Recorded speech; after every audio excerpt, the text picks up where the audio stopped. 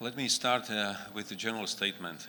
I think imposing tariffs in such a brutal way really doesn't help either side.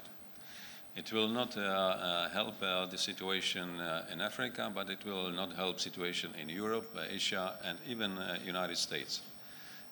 Tariff wars are damaging everyone. So in my view, it is really unfortunate to impose such a broad wave of tariffs without negotiating. Countries, especially countries that are allies, should first negotiate, and only when they are not able to come to an agreement, they can exert some pressure. But we haven't explored the opportunities of negotiating. With regard to a number of African and Asian countries, especially those that belong amongst the poorest globally, like Lesotho or Cambodia and Laos, they are charged by the biggest tariffs in history. It could be easily destroying their economies.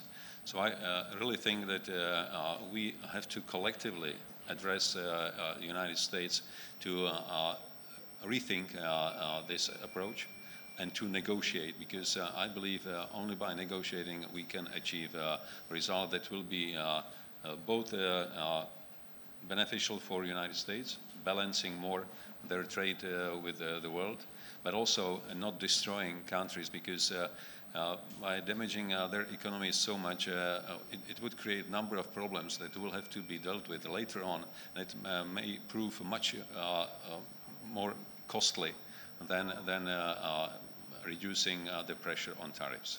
I just also wish to add that our Minister of Foreign Affairs and the Ministry of Trade held a session with the U.S. ambassador to clarify what the implications of the tariff are for Ghana particularly. And I think in the next few days, the Minister of Foreign Affairs will release a paper, a statement on what the implications of those tariffs are. But I just join His Excellency to say that we all accepted a rule-based trading system, and it has served the world well because it has led to quite significant growth in GDP across the world. It is unfortunate that without resorting to the rules-based system, one country unilaterally decides to increase tariffs across board on all countries. Ghana got slapped with 10%, which is the lowest in the tariffs that were rolled out. But a country like Lesotho got slapped with 46%.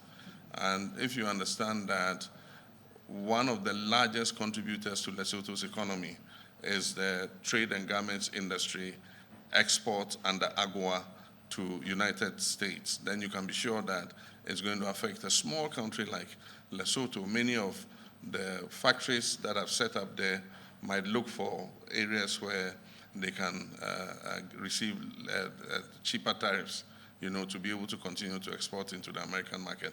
So it has very severe implications for everybody. And I believe that a multilateral world serves us all better than unilateral world, where people just take decisions based on only their country's interests. We must look at the broader global partnerships and the global interests rather than just our parochial national interests. Thank you very much, Your Excellency. Now we'll take 92.7 3 FM.